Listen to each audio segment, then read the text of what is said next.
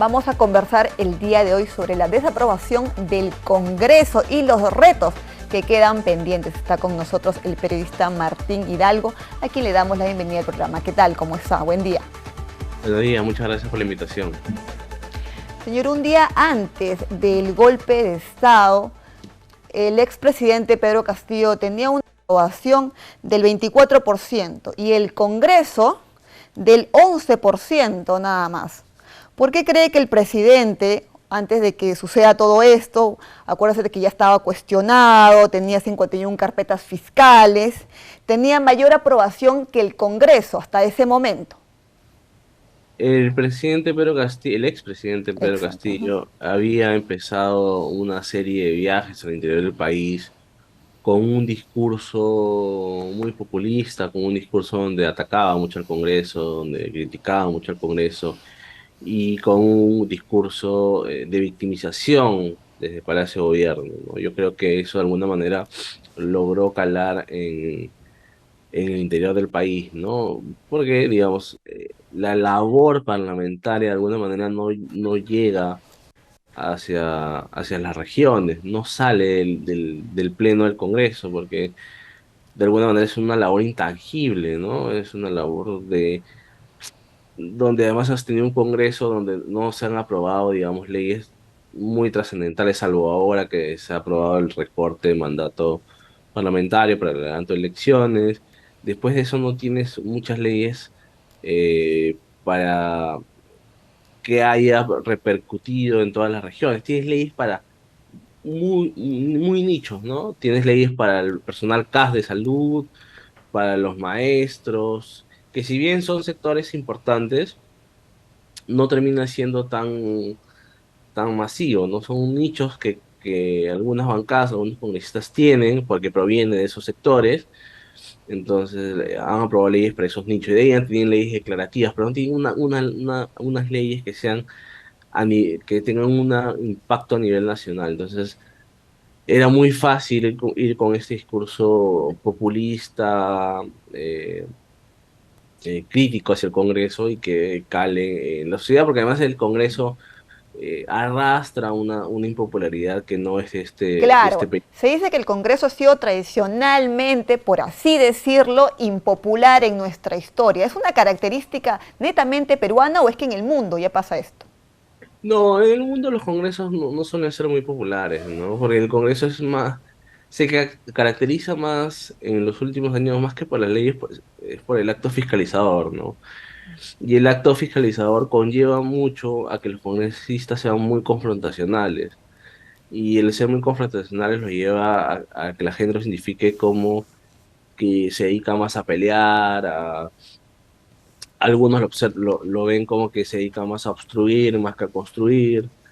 Y claro, en caso peruano, si lo sumas a que no hay leyes, como te decía en un inicio, de repercusión nacional, entonces eso se complica. Y claro, en el caso de Castillo es un gobierno donde se requería mucho control político hacia los ministros y el Congreso se dedicó a interpelar, a censurar a los miembros del gabinete ministerial, pero a la par no tenía una agenda constructiva, no es que decía, estoy fiscalizando, pero también estoy legislando. Se dedicó más que todo a legislar candados para que no cierren el Congreso, pero hay leyes de gran impacto, yo diría que solo la de los cuatro UITs, que aún así termina siendo también un nicho, porque no todo el mundo tenía fondos en las AFPs, no tenemos grandes índices de formalidad en el país, de gente con trabajo formal, entonces tampoco terminaba siendo una ley de impacto. Además ya era algo que ya se había dado, que simplemente se estaba repitiendo, no era algo Claro. novedoso, como sí lo fue en el 2020 cuando habilitaron los fondos de las AFPs por primera vez. Entonces, no, yo creo que había un Congreso con falta de agenda, le ha faltado una agenda que hasta el día de hoy le cuesta construir, ¿no? De alguna manera, esta última ley que han aprobado de recorte de mandato para el adelanto de elecciones 2024 ha llegado. después de protestas y muertes ciudadanas.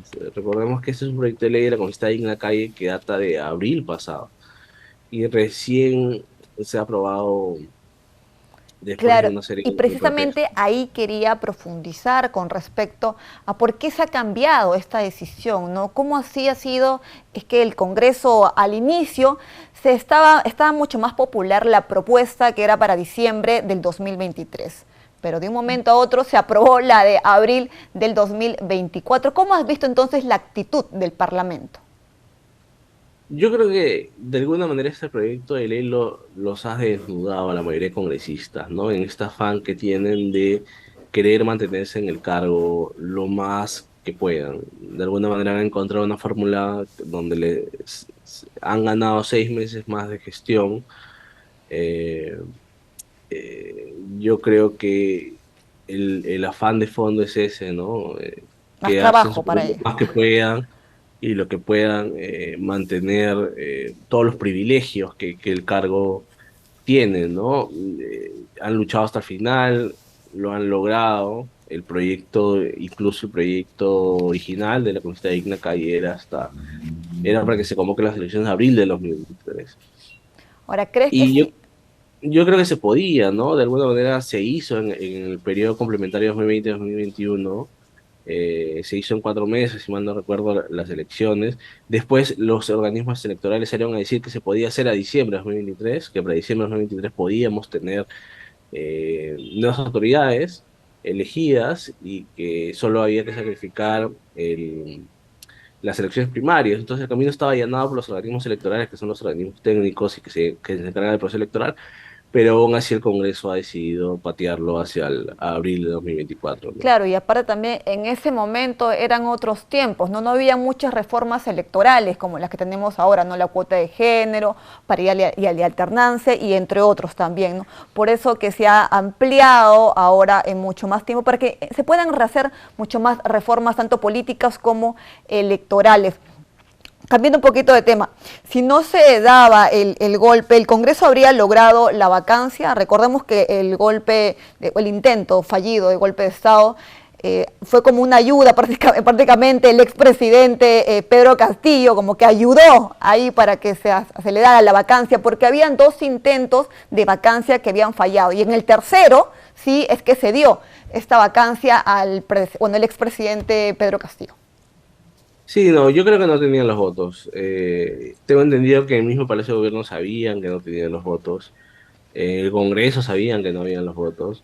El único que se inventó de que habían los votos para justificar de alguna manera el intento de golpe que quiso hacer es el mismo Pedro Castillo, ¿no? Pero queda claro que no. Ya Perú Libre había dicho, anunciado horas antes, en ese mismo día, de que no iba a dar los votos y sin los votos de Perú Libre era complicado, ¿no? Y las otras bancadas de izquierda, si bien no se habían pronunciado, era bien difícil que ellos sean los que den la estocada final, sobre todo en el bloque magisterial, que son la bancada de profesores, al igual de Pedro Castillo o en Perú Bicentenario, que también son muy defensores del presidente Pedro Castillo, ¿no? Muy bien, muchísimas gracias por habernos acompañado el día de hoy. Me encantaría seguir conversando con usted, pero ya el tiempo nos ha ganado. Muchas gracias por su presencia. Muchas gracias a ti por la invitación.